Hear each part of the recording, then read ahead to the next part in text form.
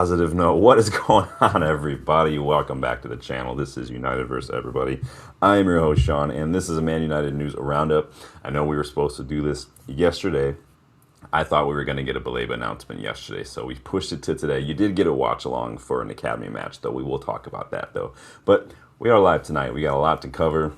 Mostly, I'm just caught. I need some more water. My throat's a little dry from all the salt from Gooners online right now, but we'll talk about that in a little bit, too. But we're going to talk a little bit of everything. We've got some Baleba news. We've got some left back stuff to talk about, some PFA awards to talk about. Wink, wink. Ian's going to jump in. We're going to get his thoughts, but I want your guys' thoughts too. So we are going to jump in. You guys, make sure you hit that like button, please. Make sure you subscribe to the channel if you guys are new, and I will be right back.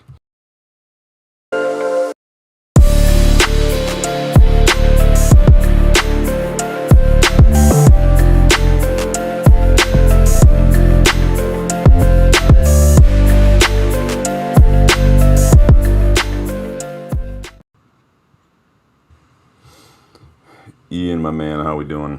What's going on? What's going on? What's going on, everybody? How was your weekend? Yeah, not too bad. Not too bad. Had a little drive to the no, not in-laws. Yeah, other grandson's other grandparents. So yeah, it was interesting. Yes, very interesting. Ash was pinch hitting for you on the live chat. Yeah, I'm not allowed to say, or were you just letting her do what she wanted? No, she's sitting in the back. She's calling a few things out, like bits and bobs, like who's this and can she say hello to this and who does she say hello to, things like that. But no, I'm not allowed any kind of like that when I'm driving. Nah, because I get distracted, as my wife would say, easily distracted. So no. Yeah, but it was all right. It was all right. It was okay. It sounded like the game was banging, so I had to watch that back pretty much as soon as I could get 5 minutes. Have to shift this channel to an Academy channel because if we seem to get a little bit more excitement and a little more positivity from.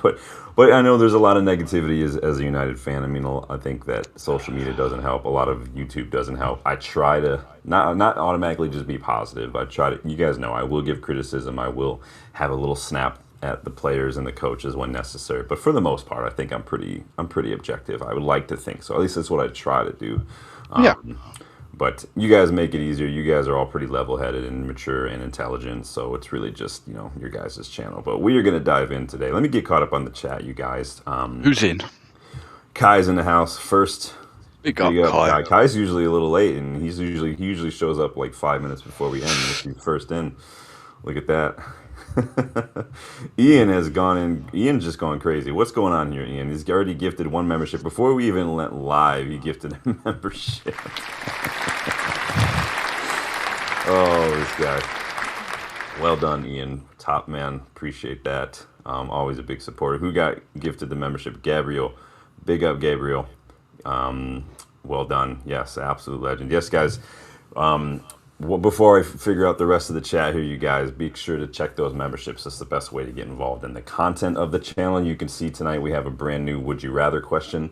Starting 11 and Legends members can actually make suggestions for those. You can also make suggestions for scouting reports. And we have a WhatsApp group for you guys. Legends members, you get early access to exclusive videos like my replacement number 10 for if and when the time comes to replace Bruno. I did do that last week. You get that a full day ahead of everyone else. So try to give back to the people who are giving the channel as well. The WhatsApp group's pretty fun. I mean, it's a good way to get caught up on things. Rob Taft's in the house. He's always sharing tips and updates and keeping people on their toes with the Fantasy League. We do have a channel, little mini Premier League Fantasy League. I do have the code kind of pinned in the chat if you guys want to check that out. I think time is running out to register, though. So yeah, I think you've got to be in within. If you're not in by game week 2, I either think you can't, or it's just not worth it. You're not competing. Yeah, you'll be too far behind. Yeah, it won't be worth it. Yeah, we're going to be a good 40+ people in there now. Oh, they're nice. Because I started about mid too. So yes. So those of you who are familiar, we did a World Cup Fantasy League. The winner never got back to me, so the prize for that got shifted to this. We decided to go ahead and do this one. So the winner will get a brand new United shirt of their size, whatever. We'll send that from the United store straight to your front door. So that got rolled over. It is what it is. You have to wait the whole year, but I think it's probably worth it to get a shirt for cheap. So, but Well, the new one won't be changed for over another season, will it? It has to go for more than one season now before we rechange it, won't it? Who? Won't change the kit won't change. Doesn't change every year now, does it? I think rolls. It does. No, I think they have to. It's only one out of the three they change. When did that happen? I'm sure I saw something about it's like in that sustainability thing. I don't think every single year you can have 3 brand new shirts unless you're having a sponsor change or something. I'm sure there's something like that, unless it might be lower league.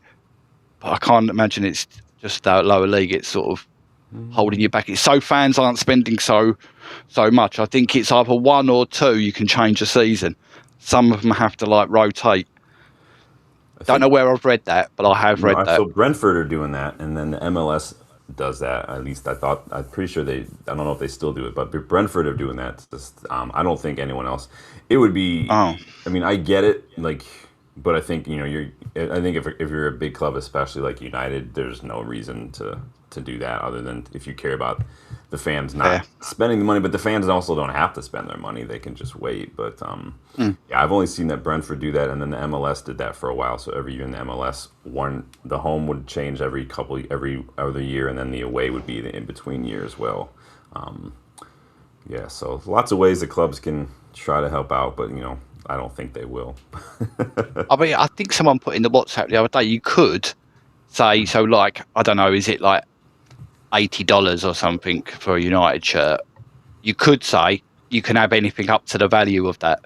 So if you don't want the shirt, you could have a hoodie instead. It's up to you. That's the price. Gotcha.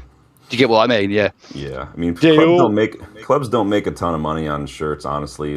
No. A long time ago, I looked. Adidas used to have a custom thing on their website. You can actually design custom shirts, and it costs. The markup is non-existent nearly. And so don't ever believe the whole shirt sales. It's an absolute myth. Volume-wise, looks good, and there are very rare occasions where maybe individual clubs have unique contracts with certain things. And then you have the completely outlier, like Cristiano Ronaldo's return 5 years ago, where he ended up selling so many shirts that it made a crap ton of money for the club. But it paid for his transfer, didn't it? Pretty much. That is so far and away the norm. Shirt sales is generally, and there's tons of articles I can point. Kieran Maguire did an article on it about a decade ago. It's all an absolute myth. So Dylan's in the house. Big up, Dylan. No problem. Big up. Hope you're doing well, man. Dylan's back, maybe back at school now, I think, Dill. Summer's always too short, whether you're a student or a teacher, it always is too short. It seemed that he just the other day he was waiting to end the year, and now he's back already. Kids are all walking. Just when you're out, they pull you back in. We have an elementary school pretty much in our neighborhood, and my wife and I go on a walk every day. And yesterday we went on our walk right when everybody was walking to school. So all the parents are walking the kids to school and everything. So we're so happy with my choice. No offense, kids. I don't have a problem with kids. I also don't have a problem with elephants. I just don't want to raise one of those fuckers. So we're good. But fair. I'm just saying, I'm very happy with my life choices. Phil's in the house. Big up, Phil. Big up, Phil. Bexy. I always say I'm a great uncle, but I'm not. I'm just giving back at the end of the day is my philosophy there. I've got dogs. Dogs are enough for me, honestly. And Mike's in the house. Big up, Mike. Yes, Mike. While you're digging around the video description, finding links to fantasy Premier Leagues and stuff, check out GoGoalShop.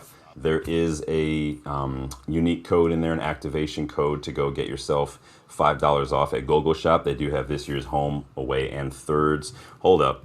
What's going on here? Breaking. Dylan Erickson in the house. Ching! What's up, Dylan? How you doing, man? Not too bad. Yeah. I wasn't sure what was going on, but then I saw both you guys on here. I'm like, all right, I'm joining too. Let's do this. So. You guys are both literally. I thought we were just signing someone. What you doing? That was completely threw me. I was just looking down and Sean went breaking. I went breaking. No, it was Dylan. Bill, has school started yet? Second day. Today was the first day with the kids. Honestly, went pretty well. It's still they're still getting used to everything, but knock on wood, it's gonna continue. So far so good. What age do you teach again? Tell everybody. 15 and 16-year-olds. Yeah. I will pray extra for you. I promise. That is you my want to know the funny hell. part though? I used to teach middle schoolers, like the 7th graders, your 12-year-olds or whatnot, and I loved them way more than I love the 16-year-olds. Oh yeah. Yeah. How many times do you gotta tell people to put their phones away? New state law, they can't have them out in class, so now I just take them. Nice. Oh, nice, mate. That's a teacher that tried to take a phone out of my daughter's hand would lose her hand. I'm telling you now, she doesn't. It never leaves it. I swear she showers with it. That's funny. Yeah, I tell them, I'm like, I give you one warning, guys. You get the one warning, and then if I see it again, I have to take it. State law requires me to do that. So. Yeah, I've got to. Kids are so much easier when they're little. When they hit like 14, 15, 16, mine were the worst. That was the worst 3 years for all three of mine. 100%, no doubt. They can throw tantrums when they're little, but you just pick them up and walk off with them. When they're not little, tantrums are a lot worse. Kids. And you're having trying them. to logic. Yeah, you can't do logic with children. You can't logic with them because no. Yeah, like I've laid so many arguments out with kids about things, and I'm just like, I don't see what you're not seeing right now. I don't understand. So this guy's got a couple kids that age. You teach kids that age. I have clients who are that age as well. We're all just in it. We're just in it. I mean, but I remember the boys sitting us down and trying to use mine and Deb's logic back against us for reasons why they should be allowed to have a party. Honestly, I nearly wanted to say yes, simply because of the amount of effort they put into that. They get like a PowerPoint and they pull down. Near enough. But all the things that we used to try and convince them that we were right and they were wrong, they were using those same sort of points to say that they were right and we were wrong. And I'm like, interesting. They will work so hard to either not do work or to get what they want. And it is, honestly, like you were saying, Ian, it's genuinely impressive. Yeah. I mean, that is the one thing I regret, is not just being able to win an argument by saying, because I said so. I think that is a perk of parenting. Oh, no, it's because I can. That's the best one. Why? Just say no. Because even I when you can. Even when you know you're wrong, you just get to decide. Like, no, that's it. Because I said so. Okay. Well, welcome, Dylan. We are happy that you are here. We are just diving into the news. We haven't even really got started yet. We've just been shooting the shit for about 15 minutes. But let's talk about these PFA awards, because I'm still laughing. By the way, so let's run through some of the little ones first. I guess not little ones, but not the main ones. So Nico Riley won the Young Player of the Year. Most of us probably saw that coming. I know Covey was in the short list, but he only really played half a year, and so it is what it is. Nico Riley had a very good season. So did anybody else think that he shouldn't have won it? No, I don't know. I just don't think he's a defender at all. Yeah. I don't. I'm not. I couldn't believe he got picked for England. That was my shocker. And he goes and wins. No, I've got no words. I can't. Just doesn't look like a footballer. If you want a defensive left back, probably not. If you want an attack-minded fullback, yeah, he's definitely. If we had Amarim still and we played wing backs, I think he would be amazing. But but he's I think he's very good. United's own Jess Park named in the WSL Team of the Year. So big up Jess. She did lose out to. No, she's what a signing. What a spark. She's so good in midfield. She's just constantly moving, constantly getting into great positions, constantly a threat. She's the outlet. She is the orchestrator. She's everything you could want in a player. I wish we had 10 more like her on the pitch. Maybe Skinner wish she'll be here. I don't know. No, the players aren't bad. We have a lot of really good players in the women's team. So, she did lose out to the Women's Player of the Year to Bunny Shaw, the Man City attacker. So, who also was very good. She had a really good season as well for City. Bruno was named in the PFA player, the team of the year for the Premier League, alongside quite a few Arsenal players, a bunch of City players, and then Igor Thiago randomly also thrown in there. But he did also, in fact, take home the top prize of the award show, the Players Player of the Year. So Bruno Fernandes is your PFA Player of the Year. I have not seen a more deserved winner in a long time. And I would say, honestly, since the season before they started cheating, that De Bruyne season where he was unbelievable, that Bruno season won't be matched. Not for a long time. He's literally been the best chance creator. Like, he's beaten everybody. I mean, there's literally set the record, so he's the best. Some of them are double. He's double some people. So let us know in the chat. Do you think he deserved it? Dylan, how do you feel about this? Yes, I think if we're looking at the player of the season, just like what they brought to the team, what they brought to this sport in general, I mean, he set a record. He basically carried United for a large part of the season, like we were used to at this point, him kind of creating and being kind of the engine in the midfield. It just sucks that we can't get him more of a team trophy. Like, he's got an FA Cup, he's got a League Cup, but man, if we get him a league, get him a I'd have taken a Europa at this point just to give him something else. Just because he's put so much out there, and it really. I don't know about you guys. I've thought about this quite a bit. Like, if we don't get him really anything like a league title or a Champions League or things like that, it kind of gives me those our servants that we had in the 80s, that it was the transition period. We're coming off where we came back up from the relegation, and we really were just kind of middling, and we got a couple FA Cups. I mean, those guys were just good servants all around, and it sucks that we had some players there that they couldn't win more. And I would hate to have that to be for Bruno, for somebody that's just given everything for the club, to not really win that, but to not have something to really show for it. Yeah, I know what you mean. Give me a Harry Kane truly deserved. Yeah, definitely deserved. Yeah. If we could have, if we just had like a top striker for like 3 or 4 years since Bruno's been here, just to consistently top Cavani at a younger age or something like that. I think that because Bruno, like, he created over 130 chances. I don't know how many big chances off the top of my head, but he's consistently led the league in chance creation, big chance creation, obviously the assist and everything. I think with some consistency around him, both on the pitch, on the touchline, and managers as well, maybe even with ownership, maybe we would have done something. But he's just like brilliant player, just like the wrong time to be at this club, I think, in so many ways.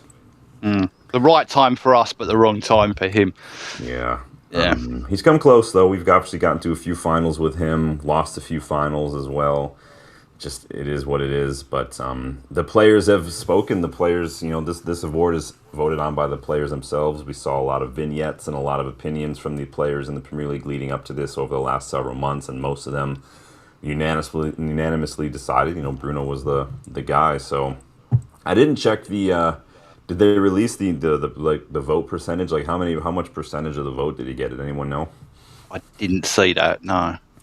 Be interesting. Rob's in the chat. He might know. I'm looking it up right now.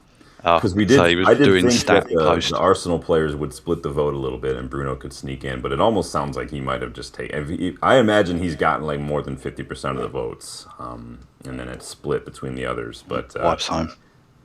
Don't forget too, he was also Premier League Player of the Year and FWA Footballer of the Year as well, Bruno. Yeah.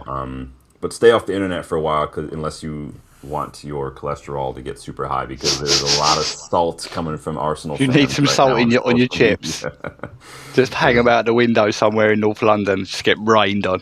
It is hilarious. Absolutely hilarious. But that's, if you can, I mean, if nothing else, whether you think he deserves it, whether you think we deserve it because we didn't win anything, whatever, just for the Arsenal tiers alone, I think it's absolutely worth it, personally. Oh, absolutely.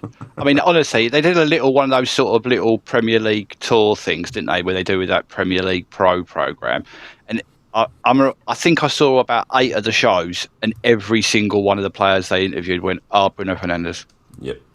And the Cole Palmer one's brilliant because he stops the woman halfway through and goes, "Oh no, Bruno Fernandes," and he's deadpanned. He just deadpans it like he does. Just goes, "Bruno Fernandes." Like there isn't a doubt in so many players' minds. It wasn't a doubt, and I think even if he'd have been robbed of it, we would have known, and the people who count in the league, the players, would have known. Yeah. But yeah, no, I think players don't have that. I think there's a certain level we all don't really see with the players. Because even when you see the ones shaking hands before, after the game, and that, teammates, international teammates, or just friends, I think there's more of a respect than we get to see. And it was obvious they were all like, no, he was head and shoulders above anyone else. No, Declan Rice and some of the Arsenal players were fantastic. They did really well to do what they did. But to say that he deserves to be the player of the year, they would have still won it if he'd have been there or not. We wouldn't have done nothing without Bruno. Can't argue with it. I mean, the players are going to know a little bit more than we do, right? They're going to be the ones playing against them. They're going to be the ones sitting alongside them in the dressing room, all that kind of stuff. So, and I think the players know when they're on the pitch 1v1 with somebody, they kind of know a little bit more, in terms of what these players are all about on an individual level. You're a defender, you're a midfielder playing against Bruno. You're going to probably have a horrid game. Keeper as well. So, was anybody else that would have come close? Do you think? Who would have been second in your opinion? I mean, Rice was good for Arsenal in some of the really big games, some of the big moments. I still picture the Madrid game. The big games, Raya played very well. Saliba, as much as we don't like him, and I don't really overly rate him as a defender. Gabriel did very well to score that many goals from headers, whether they cheat or not. He's still done well. I saw Timber on there. I mean, that's a joke. Come on, what's that, like a token pick? Because he's been I thought he'd been injured longer than he's been signed for the club, hasn't he? So I think, no. What about you, Dill? Who would have been second for you? Either Declan Rice Declan Rice would have been second. That's for me. Just watching him a little bit. Just he really did help that Arsenal midfield solidify. He created attacks. He covered. It was. He was head and shoulders behind Bruno. He was head and shoulders above everybody else. So maybe if you want to go third, maybe Haaland. But I don't know Haaland. And I talked. There's my friend at work, Clayton. So Clayton, if you're listening, I'm giving you a shout out here. We talk about Haaland a lot, and Clayton brings it up all the time. He's like, Haaland, if he doesn't get the ball, really doesn't do anything. I saw more at the World Cup. Yeah, I saw more at the World Cup with him dropping back to try to help than I ever do with him doing City. So I don't know if it was just like he's playing for Norway and he was really happy about that. But yeah, just. Like Haaland, just every time I watch him, if he doesn't have the ball, he just sits there, and he's kind of just in the way at times, or he doesn't help out. So I wouldn't, maybe third if you just want to give it to him on goals, but top two have to be Bruno and Declan Rice. Like that's not anything. If you look at a lot of times where City drop points, and you look on FootMob and you click on Haaland, it'll usually tell you had the fewest touches. Like if he's not on the ball, if he's not scoring goals. Like you said, he's not really that player who's going to drop deep and stuff. He's not going to go and press a whole lot. He's just put. And I don't have a problem with it necessarily. That's what poachers are, right? That's what the job is, to find the back of the net. I think there was a couple of games, wasn't there, last year where he had like 9 touches. Touches. They didn't win either. So it wasn't like he scored 4 goals with 9 touches. And you'd be like, well, okay, I'm not keen, but I'll deal with that. You scored 4 times, I can't be mad at it. But when you don't, and you only touch the ball 9 times, that's pathetic. That's so pathetic. We'll see how they do. A couple of jammy results this weekend already, too. Liverpool, City, Chelsea. These teams are getting some little jammy little late goals. The Liverpool match was ridiculous, by the way. That was not a way you want to be a match. I don't know why there was that much overtime. Why that was added on. It took about 3 minutes to review the pen. It was ridiculous. But he should have blown the whistle. It was dumb. It is what it is. But moving on, because that's enough of that. Phil is giving a shout out to Szoboszlai. He did everything for Liverpool. He did well for Liverpool. Got to give him I like Szoboszlai a lot. I do as well. Yeah, I don't want to like him because obviously obvious, but yeah, he is a decent player. It'd be a little hard done by that he got forced to play fullback a lot and stuff for Liverpool. But I think as like an 8 or a 10, I think I followed him at Leipzig and Salzburg. He's such a good player, Szoboszlai, but just happened to go to the scum of the earth. So he's dead to me now. Moving on. Let's talk about some positives. Let's not talk about the weekend. Thanks. Big up to everyone who joined in the watch along for the under-21s match yesterday.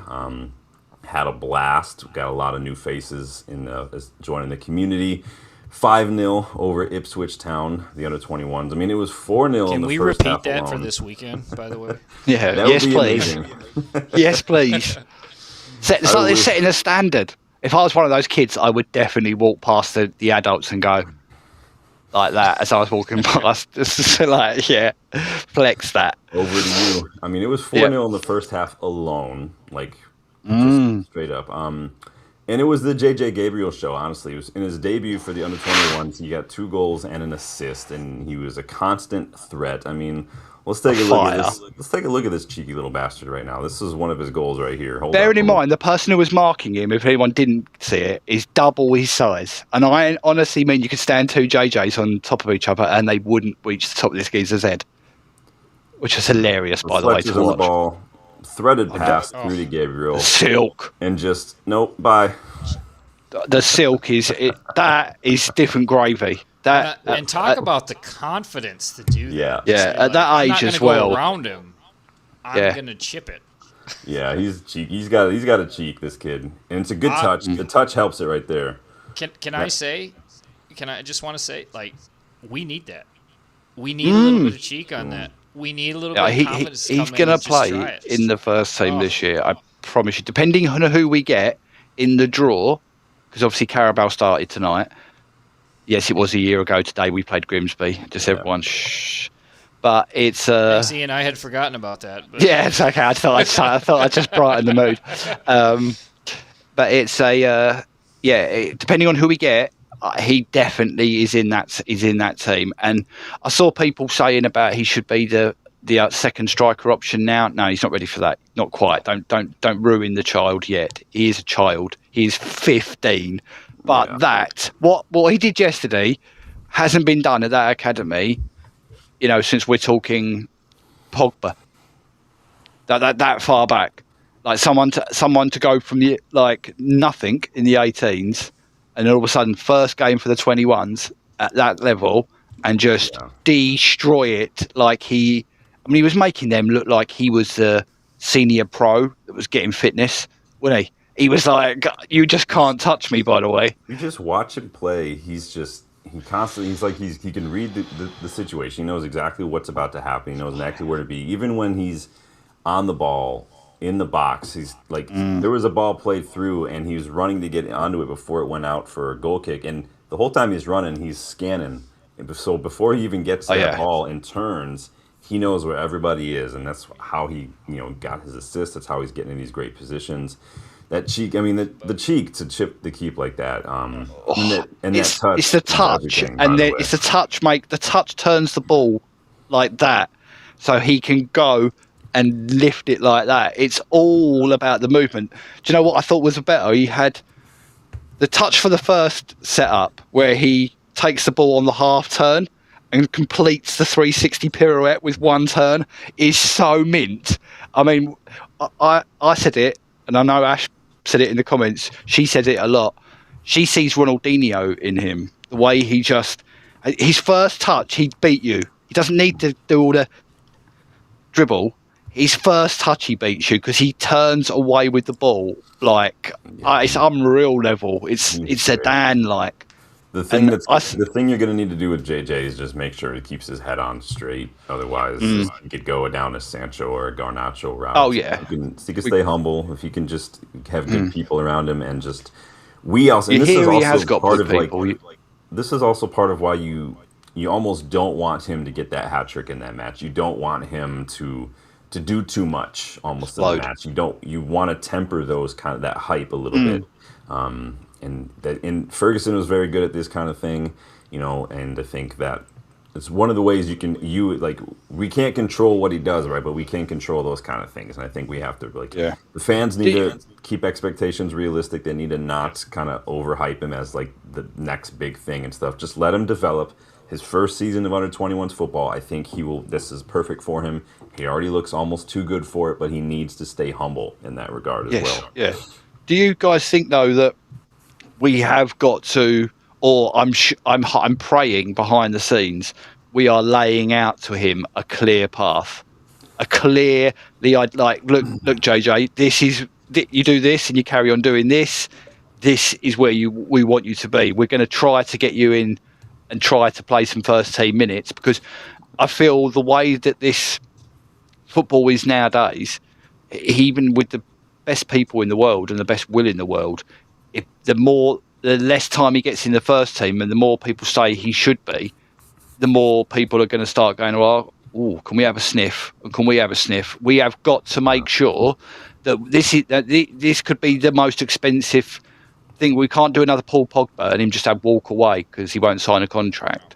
We've got to promise him something now that we shouldn't really, but he's a talent on the level like when they saw a 16-year-old Messi, they went, whatever, we got a lifetime contract. Let's do a blood pack right now. We've got to do something like that. I don't agree with it necessarily, but when you're that good, we've got to promise him things that if he continues to be, he will be this. Not, you might get there. You will get there if you carry on like this.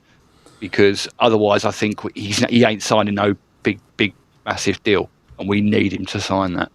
I mean, that's a good point, Dylan. Where do you think that line is between, trying to focus on his development, trying to convince him that the best thing is maybe to hang out in the under-21s versus, what happens if even a Porto or somebody come in and they want to throw Porto have a Rodrigo Mora-shaped hole in their squad now, and that's a very, very similar player to JJ Gabriel. Dylan, are you worried about that at all? Where do you think the priority should be? Not this year, because you can just look at him and say, hey, you can go play in the Portuguese league, but we can give you some time here at Manchester United. No. We can give you some cup matches. We can give you some time, even just around the first team. You guys think he's that good already, huh?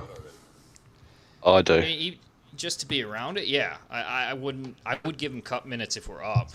I think that could definitely be something to boost it, not boost his ego, but boost his desire to want to work to get to that level and something to buy into. But another thing, I was going to bring this up with what Ian was talking about him promising things. You know what's going to even make him want to stay around more? If we can keep getting those youngsters in, if we can get some younger, like Andre Santos level, age players that get bedded into the first team, that start to develop really well, and Tina Thompson coming in, he's 18. Those guys blooded in. Orozco. Now we got a team for Yeah. Orozco. Hey, we got a team for JJ to come in. You know what? You're going to be our crowning jewel here. You're the one that's going to lead this team to glory. Yeah. It could be how... I totally agree with you, Dylan. I mean, I think I can say it now because I couldn't say the other day because the video had only just come out for everybody. The Sean's replacement on the number 10s, I questioned him straight away in the comments, where was JJ? And he, to be fair to Sean, he does address it in the video.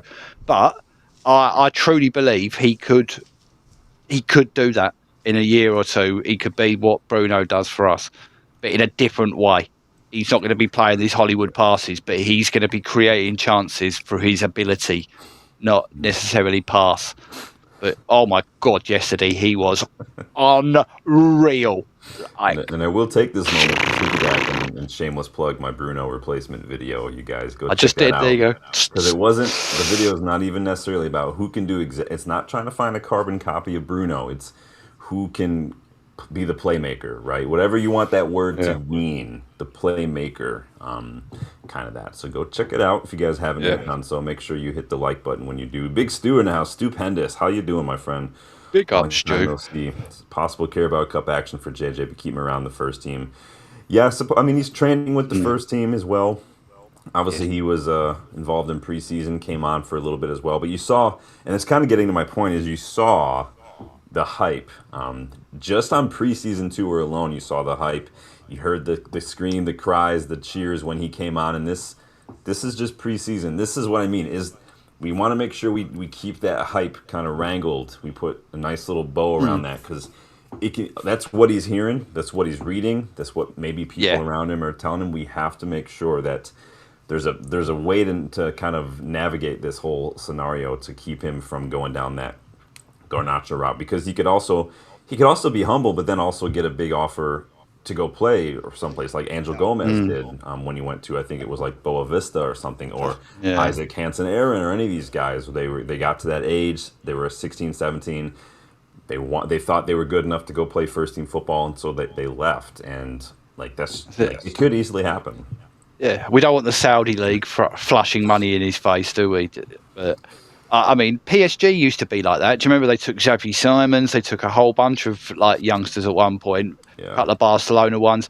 I just don't want somebody promising him something that we won't, just because we don't want to make a promise. And I agree what I was with getting it. at when I was asking Dylan, is where's the balance there? Because if we don't think he's ready, and if he's not better, and if he's not good enough, then for us, but he might be that for like Porto or like, I don't know, AC Milan or something, like there's levels, but at the same time, we have to. We'll cross that bridge when we get to it. But for me right now, it's mostly about tempering the hype.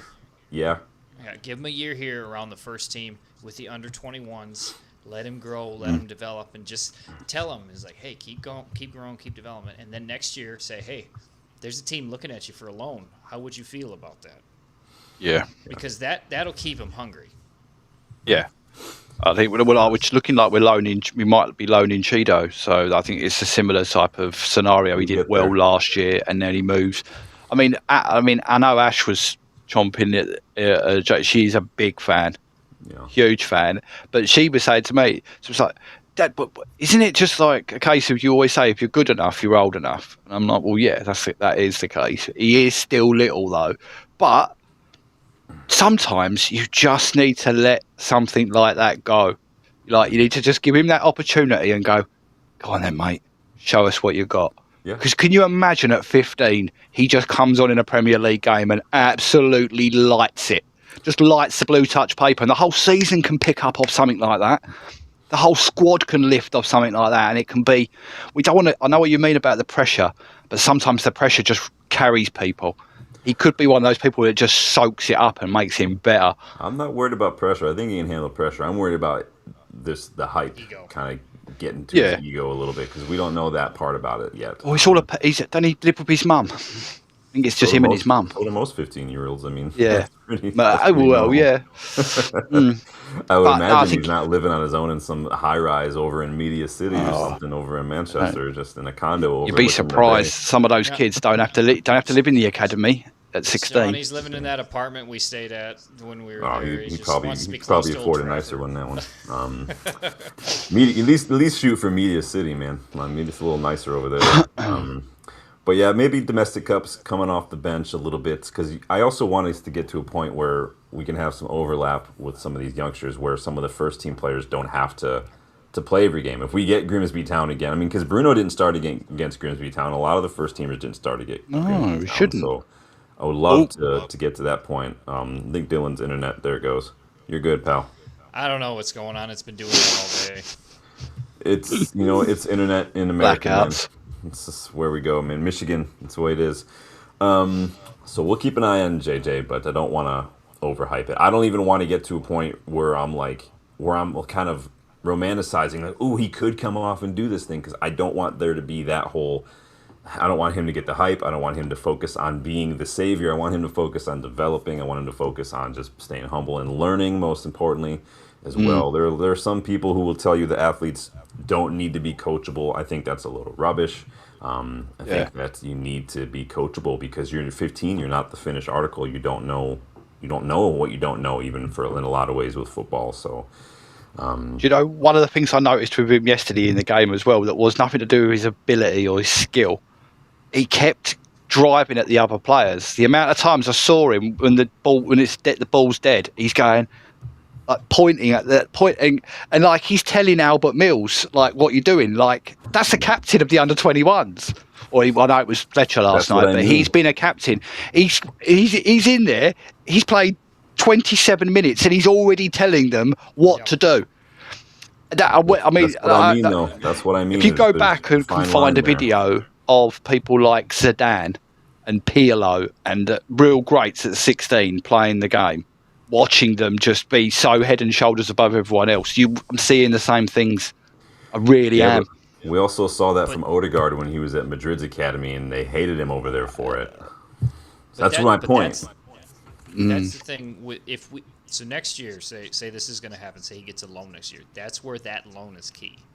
If we can get him to a team that has a strong captain, somebody that's respected, it doesn't have to be like some superstar, but somebody that knows the game with the football IQ, with the pedigree, that can look at JJ and say, "You're good. You're really good." Send him to Como for the second half of the year. Let him play under Cesc Fabregas for 6 months. Yeah, I'd be fine with that. Let him play with Nico Paz. Yeah, that's good. I'm up for that. I'm good with that.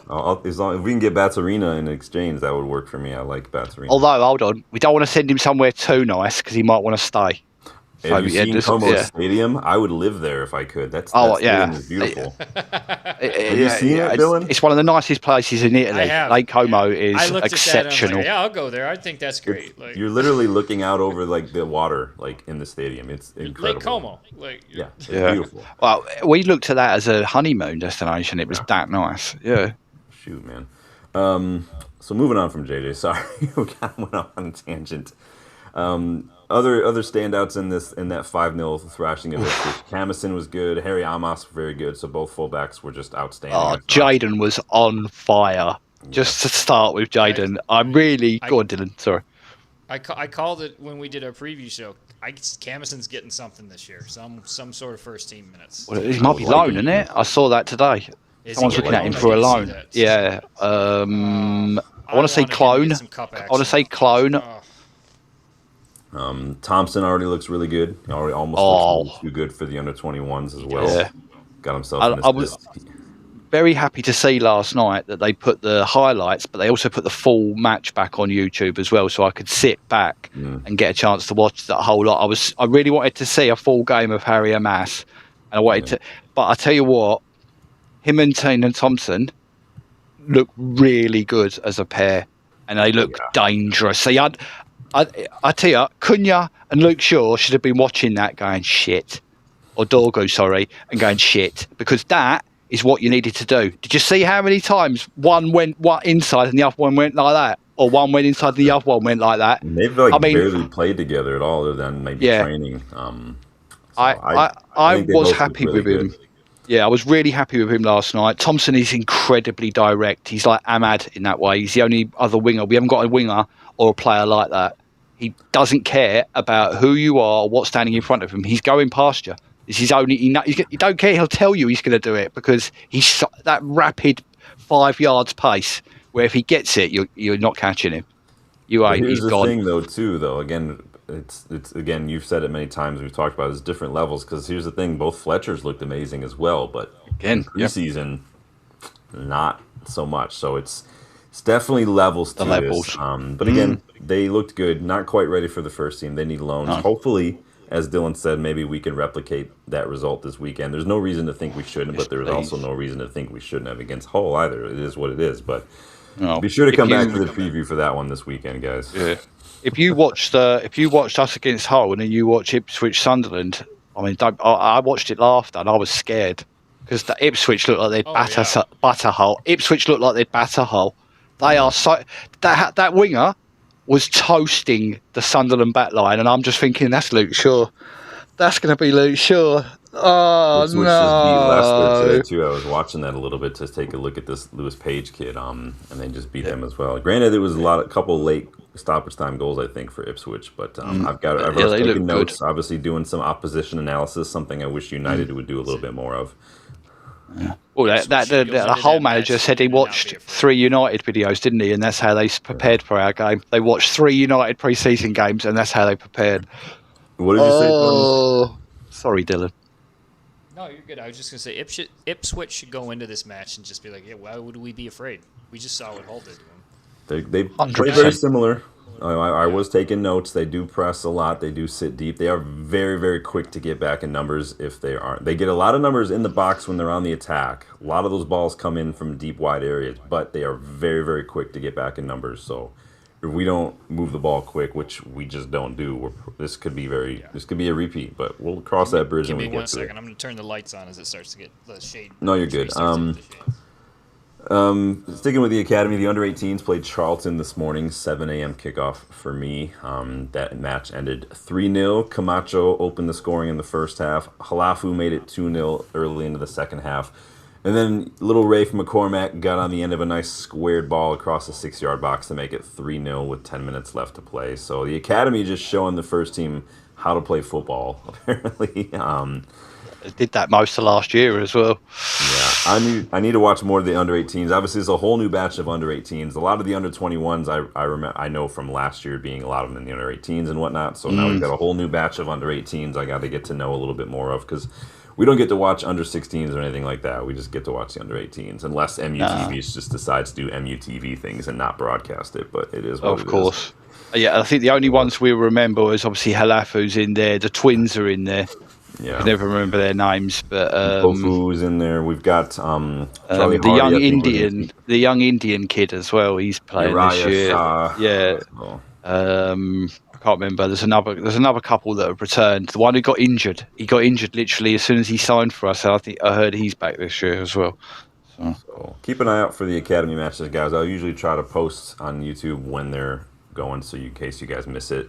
Most of them are on MUTV. Sometimes they post them on YouTube. They'll stream them for free as well, but that's how we do it. Like you were saying earlier, Ian, no Cheeto in either of these matches, not even on the bench. There are reports that Feyenoord are looking at a loan for Cheeto. So again, oftentimes when there's ongoing negotiations, players won't be involved. Youngsters are probably going to be a little bit more easily distracted by stuff like this than senior players, so Cheeto's not sitting. Honestly, probably be a good move for him. It's just too bad that it's after Van Persie's gone because I think learning under Van Persie at Feyenoord would have been absolutely perfect scenario for him. Yep. You think Cheeto's ready to go on loan? Do you think we should keep him? What are you guys' thoughts on that? No, 100% he needs to go on loan. I just think he's nearly ready, not quite for the first team, but he's definitely too good for the level below. He needs to go and play in a league where he's going to have to use that size, where he uses his size against it. When you watch him play the 18s and the 21s, it's funny sometimes because he just literally runs through people like he's Jonah Loma. And I don't know. But he's that rugby player that carried 3 people over the line on his back. Literally, they could not. But yeah, basically, it's somebody who uses his size to his advantage. But he's going to go and play men's football, and I'm hoping we get the same sort of thing as what happened for Parrott, where he gets to go and really show what he can do. And I think at least in a league where it's not the toughest league, but it is a good standard, and he'll get to play. It's a good league. Get minutes. It's a good league for these youngsters who are at that stage. The physicality side, the skill wise. That now they're going to be in a good league to learn tactics. Whether going to the Eredivisie is a great league to be out of the spotlight. You're learning a little bit of tactics. It's a quiet continent in terms of media and whatnot, so you're not going to have to worry a whole lot about that as well. No.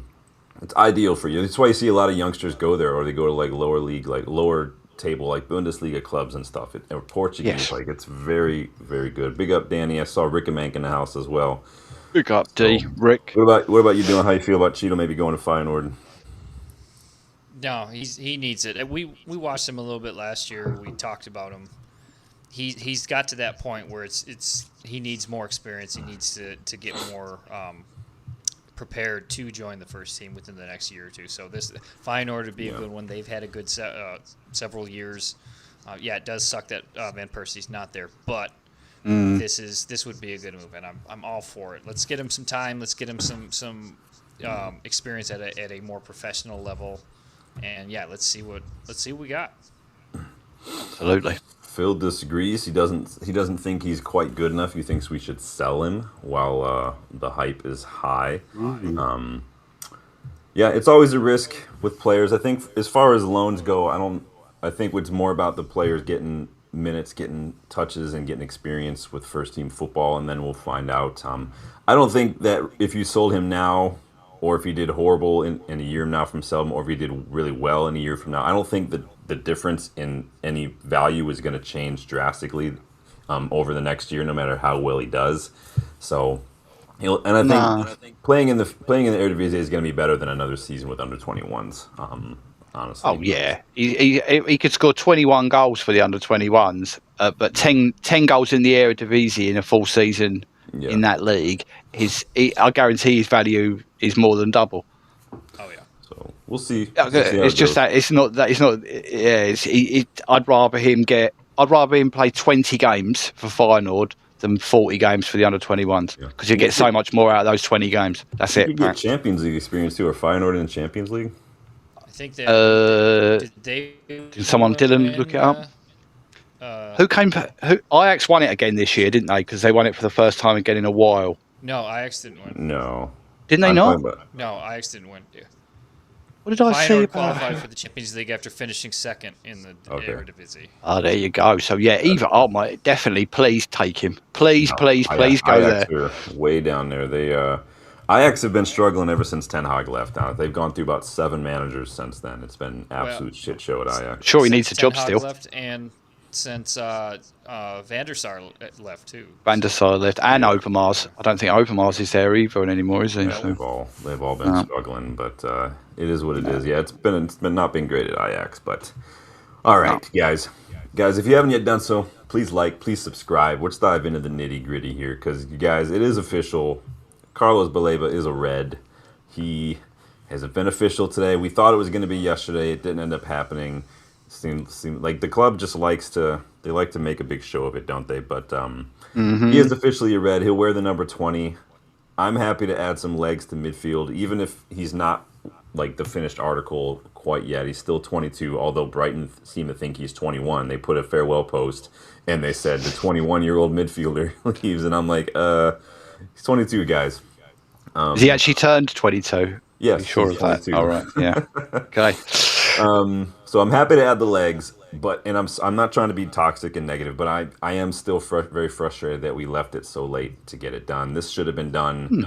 Honest to God, if this was our main guy that we're chasing for a year, this should have been done January or even June this summer or July, not August 25th. I don't understand that. I mean, was it worth the 40 or 50 million pounds saved to get him a year later? You guys, how do you feel about this right now? I mean, on Baleba, I've said, I know what, and people know my thoughts. I'm over the moon. Do I think it's in time? No. Do I think it could have easily been a month ago? Yes. But we've got him, and I'm happy with that. When it comes to saving the money, I think it is worth it. That's the Yuri Tillemans is the difference. You either have that or you get Baleba earlier on, and we don't have Tillemans. That's basically, put it that way. That's the money we have saved. Ask a lot of United fans after that whole game. They might want to look for the receipt for Tillemans. They're not a lot. Yeah, I'd say Rob was trying to send him back at half time. But but that's the difference. But when it comes to all round package, I'm very, very happy with it. We've got officially the quickest, most energetic midfielder in the Premier League. Yeah. And he is officially that. Look on Opta. Officially the quickest and most energetic. So, yeah, it's who works with him now, in my opinion. How you feeling, Dylan? I'm definitely more positive than before. I think we all were pretty upset with how the window was going. We all know Sean's feelings on how the window was going, and he has a little video about it. If you don't know, wait until we do our transfer rating show. Before, when we were just upset. But I was getting ready to just throw the bathwater out of the pram there and just be like, just burn the season down. Just mixed about 80 different analogies. Yeah, I know. That's great. I love it. It made it better. It made it better, honestly. Yeah. Yeah, it did. So it did. That's okay. I'm gonna start saying bathwater out of the pram. That's at least you're trying to UKize it for the fans in the UK. But, we just mixed up. You ever watch Boondock Saints? You ever see that movie? Oh, I love the Boondock Saints. Where the old bartender he's just mixing up his metaphors like every 5 minutes. It's hilarious. Sorry, go ahead. Continue. No, you're good. But so I'm happy we got it done. I like the price. Like that's when they offered $100 million last year. I think we all were like, no, just that's not anywhere near. That'll break the wage bill and everything. But again, like you said, would have been nice to get this done earlier, get him into the team, get him ready. I mean, I think he definitely could have made a difference against Hull if maybe we get him in earlier. But also again, like we've seen the glaring hole we have on that left side with the left back. Like we could have been pursuing a left back at that point and possibly getting one instead of going down yet again to the end of the window to try to fill all these holes. And I'll be honest, they got it right with Lamans. Like we're happy with Lamans. We love Lamans. Yeah, we waited too long to get him in too. Exactly. And I'll be honest, for the Hull game, like Lamans was pretty good. Like he's probably one of the better ones out there. But best player on the pitch for us. We can't keep doing that. Like that's why we start behind everybody and we're playing catch up. That's not how we should be doing this. We should be running this club. It just seems like we're waiting for we're buying a car. Like we need a car. We're struggling. We're biking. We're taking the bus, but we know that there's like a sale on cars coming up in like 2 months. But we're trying to stretch the 2 months as far as we can because we're waiting for this sale. It doesn't. Cool, but right now we're late to work, so we're getting in trouble at work. We're not able to go get groceries and stuff unless we want to get an Uber. We're actually costing ourselves money because we're not willing to spend a little bit more earlier. Like it just doesn't. It's so backwards to me, the way we go about the transfer. And honestly, it's not even just an Ineos thing. We've done it for years. We wait too long. We chased Harry Maguire for a while. We chased Anthony for a while. Now all this was pre-Ineos as well. Only pay a lot or overpay, even in Anthony's case. We chased Jadon Sancho for a year. Same as we just did with Baleba, if we're being honest with you. The only difference is now we've actually got Baleba for less, and hopefully he doesn't turn out like Jadon Sancho did. And like Danny says, not signing Lamans earlier cost us points, too. We saw this with Ineos with Dorgu. We waited till the last weekend of the January window to get Dorgu in, which... It just doesn't make any sense, man. It just doesn't make any sense. Rickamank would have wanted Sankari instead of Tielemans. I mean, I get it. They're different players, but I get it. I totally get it. I mean, I like Tielemans, but Sangare, honestly, it was even more sickening when you watch the replay of Brentford on the first day. I back Tielemans, right? He's our player, but I'm saying for argument's sake, if you were looking for a Tielemans-like player for the same money, you should have just gotten Hayden Hackney. I'm just gonna put that out there. But I love Tielemans. I'm happy with the signing. I'm just saying Hackney would have been the more like for like kind of player there, in my opinion. But we should have just got Adam Walton. That's one of those we could have got a sell on with, just because he's young enough. We could have sold him again later. Like if you're like, okay, you're not sold on him, somebody's going to take him. But anyway, this whole cost cutting thing, we know. We know how I feel about that. But Baleba's in. He's our player now. He's probably our biggest signing of the summer, unless somehow we decide to go throw like $80 million at Lewis Hall. I don't see that happen anytime soon. But it's 5 players in now, for roughly about $154 million, all of whom have come from Premier League sides. I know Ian put that in the chat earlier. I already had it in the notes. I was definitely going to ask you guys about that. How do you feel about that? How do you feel about this whole Premier League proven versus actually doing a little bit of scouting kind of thing? Where do you guys stand on that? For all the Premier League proven fans out there, literally every signing we've made this summer has come from an English club. So, go on, Did. I get the argument with Premier League proven because you've seen what they can do in the Premier League. You know that the stage is not going to overwhelm them. Well, hold on. Let's make a distinction, because there's proven in the Premier League. Then there's just I've played in the Premier League, because playing in the Premier League is not the same thing as because a lot of players in the Premier League, like Johan Visa, is Premier League proven, but he's garbage. Sorry, go ahead. Yeah. Continue. You're saying so. Looking at the players like the big three that we signed with Santos and Tielemans and Baleba, Thompson we know is going to take a little bit to maybe get. We might see him later in the season, but the other three, Santos being the one that hasn't got a ton of time, but they've played in the Premier League. They've looked good, which is good. I like that. I like the experience. I like the desire to go and get people that can handle that. However, as we've talked about, we could have got Sangare that's younger, a little more dynamic, kind of does the same sort of thing that Tielemans does, and would have been somebody that if we really wanted or needed to sell, he would have had a good sell on. Like Tielemans, I do like Tielemans, and if we would have got him, 4 years ago when he was at Leicester or 3 years ago, whatever it was, well, we should have. Great thing, yeah. But some of those signings I look at and I'm like, I love it, but also we could, if we just did the scouting like Ian, you and Sean do, and you can see the things that they break down. I mean, how they fit the team, how we're looking at. Sometimes I look at that and I wonder, other people are doing all the work for you. Like you guys are doing all the work, breaking everything down, how they fit, doing all the stuff. Is there not somebody that's just bored one day and doesn't want to do their job and doesn't look at a video like this and say, oh, that might be a good idea to try to look at it? And that's the thing. Like we have, like the clubs have more access to way more data than I will ever. A lot of that is because certain platforms and certain data registries are only contracted to clubs. Opta no longer allows free use of its data. That's why FBref is no longer a thing, for instance.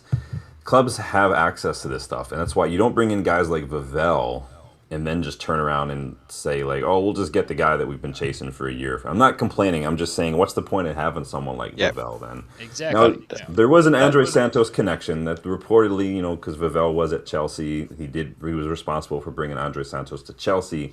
So there is that. So I'm not going to say we're not using him, but I think Tielemans, there's got to be a Venn diagram out there of what we were trying to do this summer, whether it's Premier League proven in one circle, cheap in another circle. There's another circle. What would be the third circle? I don't know. And then it's the middle ground. They're that's our sweet spot.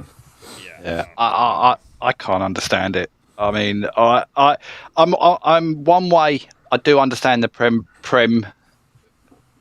Let's say Prem Light. You've been you've at least experienced it, which gives you a different understanding. You've not experienced our club, but it does give you a rough understanding. It doesn't mean you're going to be successful, but I suppose it does mean the country and the move won't necessarily overawe you. Like if you're leaving your home country for the first time on the other side of the world and coming to England, it is a bit different. But that aside, I feel like what Sean just alluded to, and I did in the chat, and I've been saying it for a while, I feel like we've got two people at the head of our recruitment that are both butting heads, but unfortunately, one of them's got more power.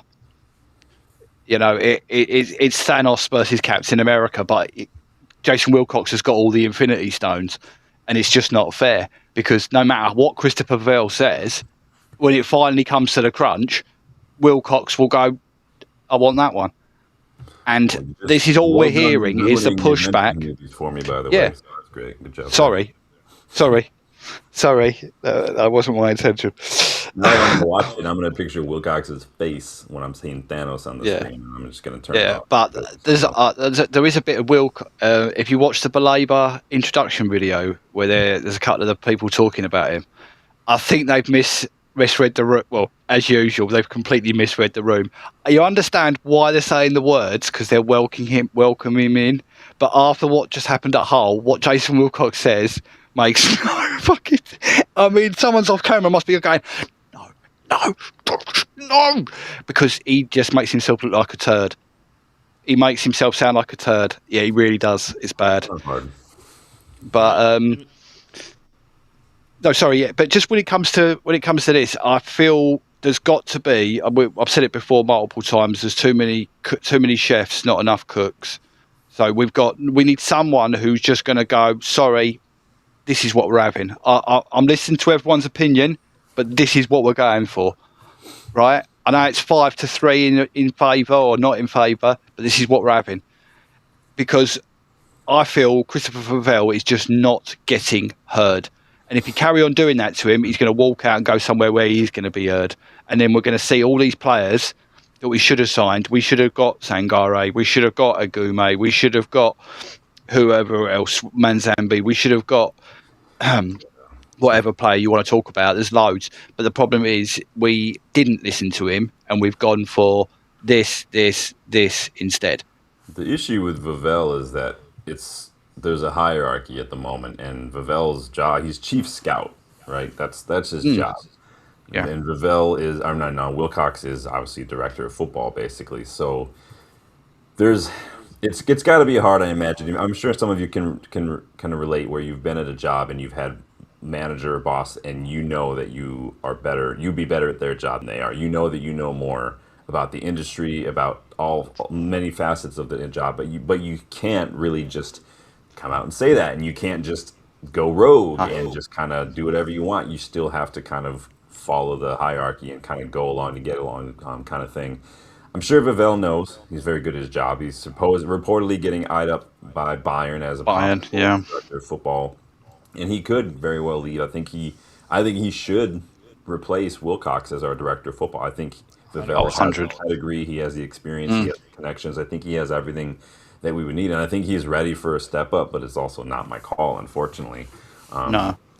I do think with Wilcox, though, I think you're right. I think from last season, we've given Favell a slightly different title than he. So like he's head of recruitment now, but like not just so, it's slightly increased. But I think this is Wilcox's big test year.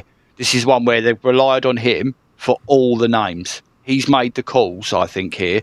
If these go wrong, we might see him replaced with Christopher Favell. Because there's got to be Jim promised we wouldn't have this continuous failure. So if we're not going to have continuous failure, if Barada fails at his job, not making us more money next year, he should get the sack. If Wilcox fails at his job and these players aren't great for Michael Carrick, he should get the sack. So it's not just let's not keep throwing managers away. The idiots that make the decisions for the manager should get thrown away. Yeah. That we don't have to pay £20 million to tell him to go out of his job. Yeah, what's the contract length on Wilcox, by the way? Yeah, I don't think they have long ones like that. I think they're more like business ones. Yeah. That's too bad. I mean, maybe we could just demote him to another thing. I think there are better options. Hey, I did a whole video on director of football. I'd be good with him being in charge of the youth. He's done well when he's been in charge of youth talent and things like that. But this seems like a step too far for him. That's it. I think they should have switched jobs. That's what his CV was before, right? It was just academy related, wasn't it? Mm.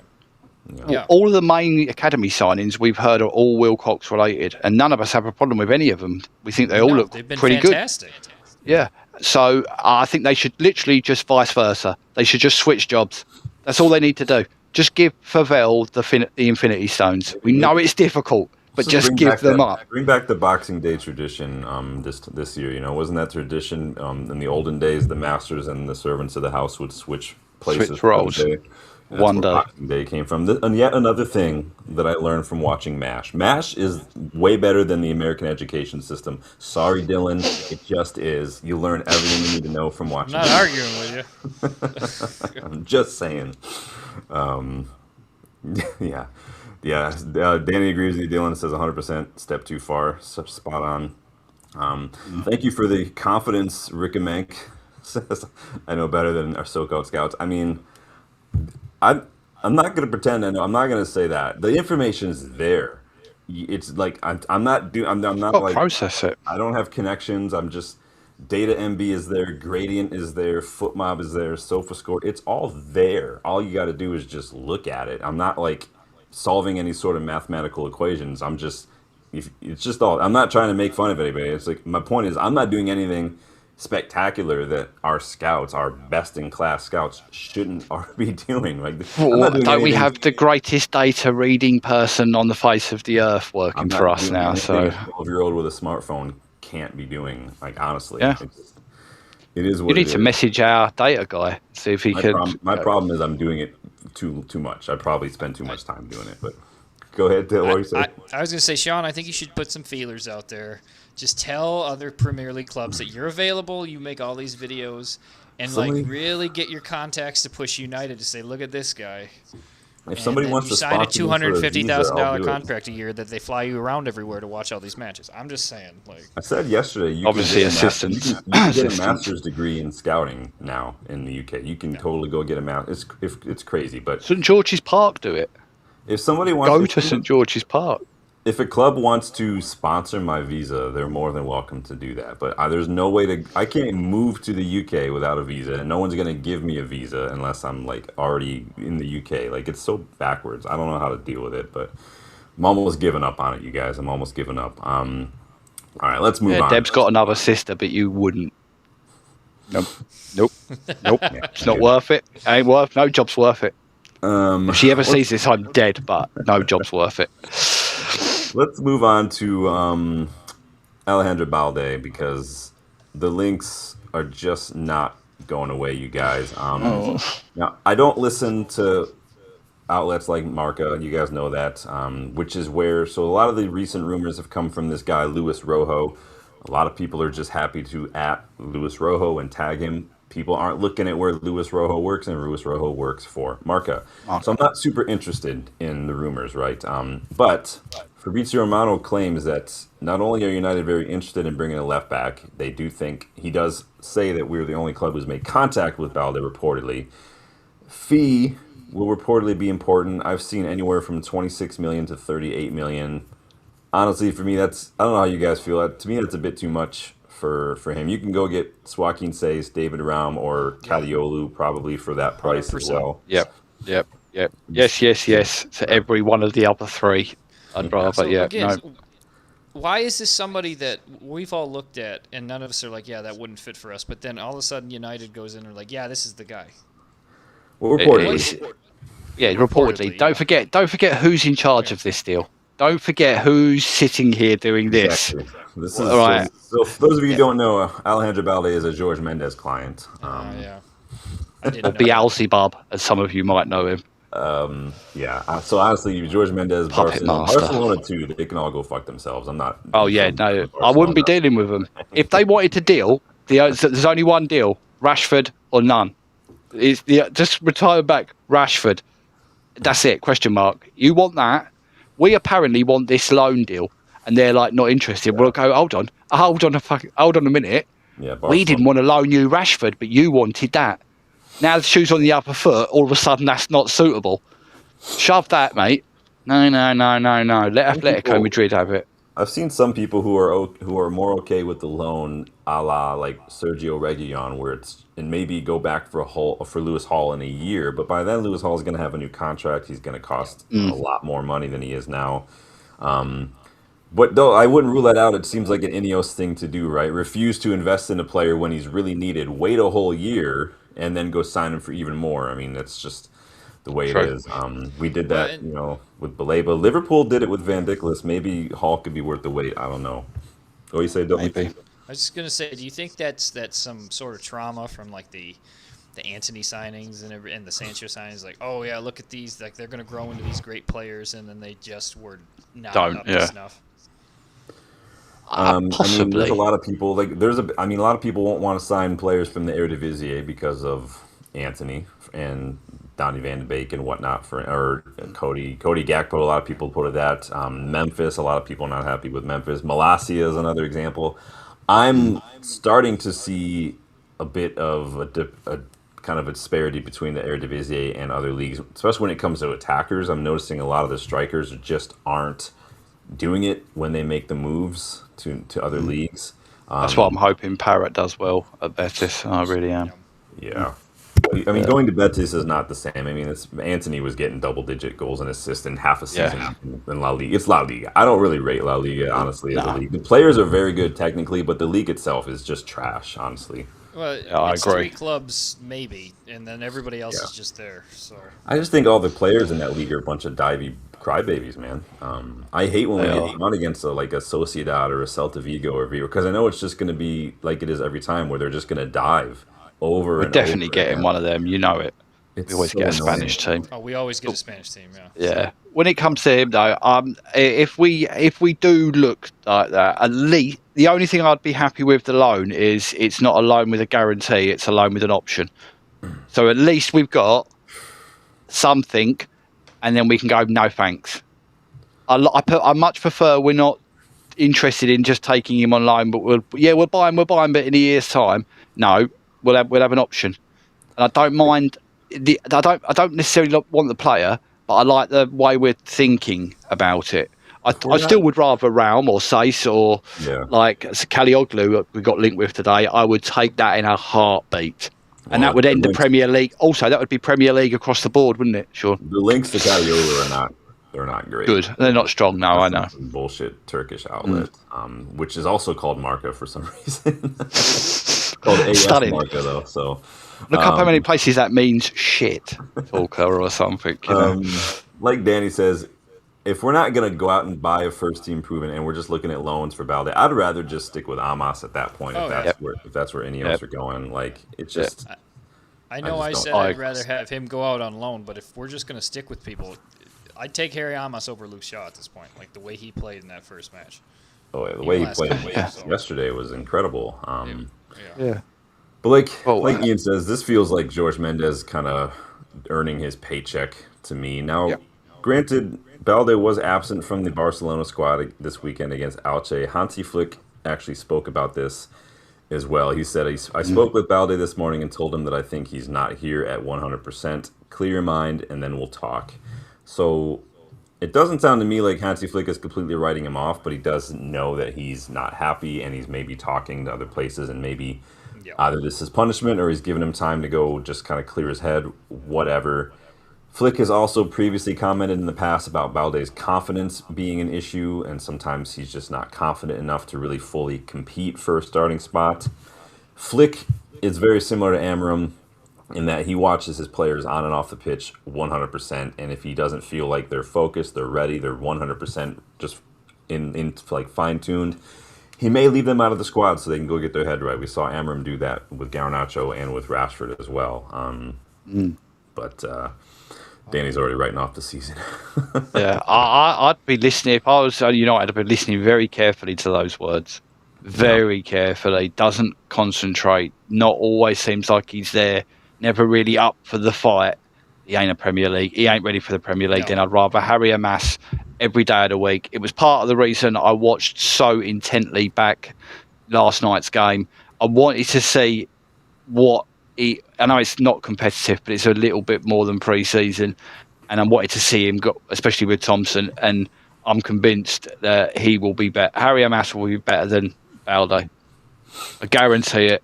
I just guarantee it. If he stays fit, he's got to stay fit.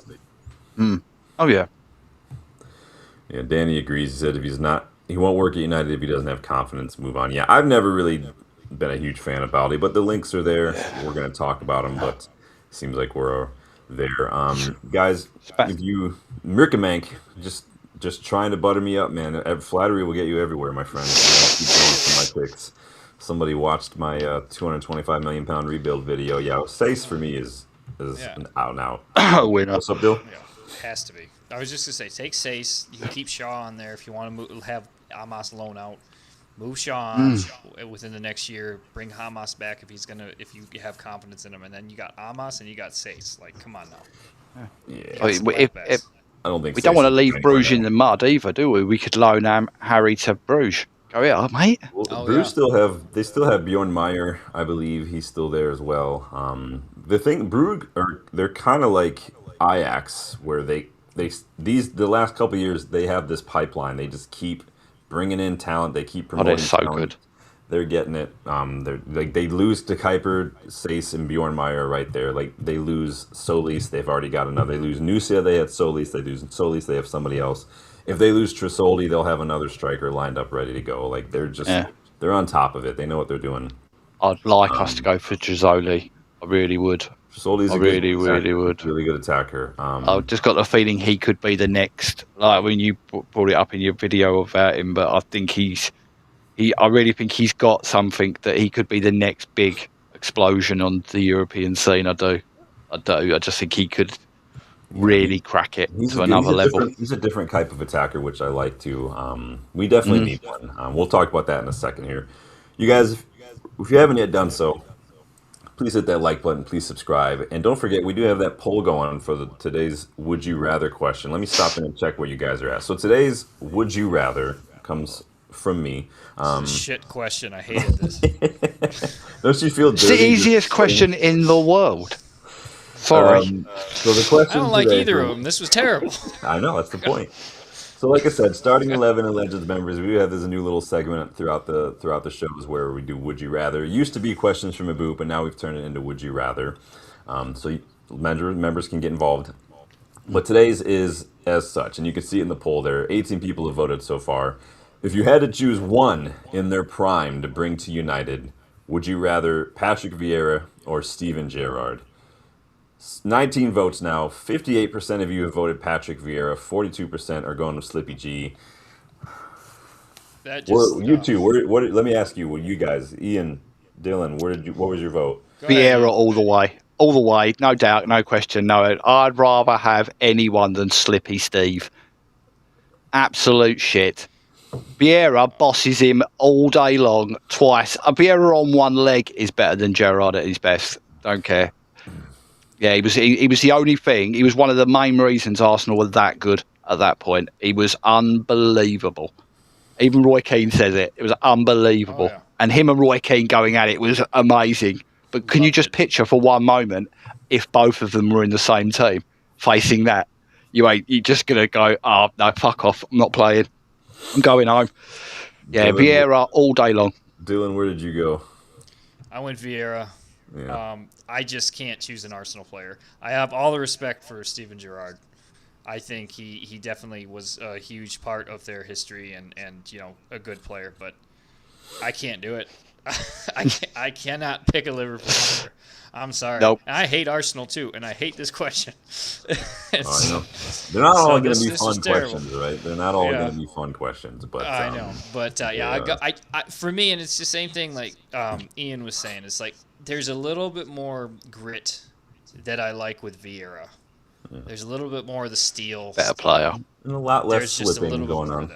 Yeah. I think Stevie G probably would fit in very well. But like I really love that grit that they had in the 90s. That's my favorite team, just the tenacity. And I think Vieira embodies that a little bit better than Gerrard. I'm gonna send a link to this video to Noah because that'll just make Noah feel so great. Yeah, the only thing I'd like about having Gerrard in the team, in Sir Alex's team, was so the Scousers could eat. We'd sit him on the bench because he couldn't get in the team with Keane and Scholes. That is all I'd want. That's kind of where I went. I'm that petty in that rivalry. Like I'm just put him on the bench. He can put out the cones. Like he'd be really good at that. And he'd probably can I play this week? No, Stephen, get on the bench. That's funny. So guys, keep voting. I'll leave that open until we go to the end. But again, that's the kind of the nature of Would You Rather. Again, starting 11 and Legends members, you guys can submit those as well. If you are a member who qualifies, you can put it in the comment section of the video, or there's some dedicated posts over in the community section you can leave for that as well. They are members only visible posts, so you have to be a starting 11 or Legends member to see those posts. But there also is a link in one of those posts to our WhatsApp group for the starting 11 and Legends members too. If you do join the WhatsApp group, I'm happy to have you. Please don't share the link. Because if you share the link and a bunch of other randos start jumping in and posting dick pics, I'm going to have to get rid of the group and I'm going to have to make a new one. And if you are in the group, please don't be a dick because I don't want to have to block you. So same rules apply to the live chat as well, you guys. So just keep that in mind. Alex says, thought you guys were grown men, not petty children. Well, if you're not petty, if you're not a little tribal when it comes to rivalries, I don't know if football's for you because I'm extremely petty when it comes to rival players. Yep. Trust me. Sorry, absolutely. We were talking about this before. Like my daughter's boyfriend, when I wasn't told initially who he supported, and he wouldn't tell me. And my wife even said, "Do you think that?" Mate? I said, "If it means he supports one of the three, he gets out now. He's not even allowed in my front door. It's like a vampire. He has to be invited in. But if he supports Leeds, it's like, nope." Go away. Nothing will turn you from boyfriend to ex-boyfriend like that than saying you support Liverpool or Leeds. No, Yeah, sorry, no. No, luckily he didn't. Luckily. So, yeah, he's all right. Boy. So that's a fun little would you rather. You guys have fun with that. I know Dylan probably threw up in your mouth a little bit just answering. A little bit when I saw that, yeah. That's all right. I threw up a little bit just typing it. So it is what it is. A couple of potential outgoings. Well, not potential. They are official outgoings, but they have to do with the academy.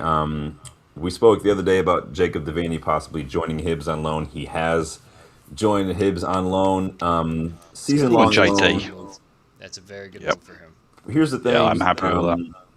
There is reportedly an option to buy. So there's that. Wow, it got super quiet real quick when I said that. Isn't that? But with those options to buy, that still has to be the player who wants it as well, doesn't it? Because he could say no. I think we can safely assume that we don't see him ready for the first team. He's been sent out on loan now 2 years running, basically.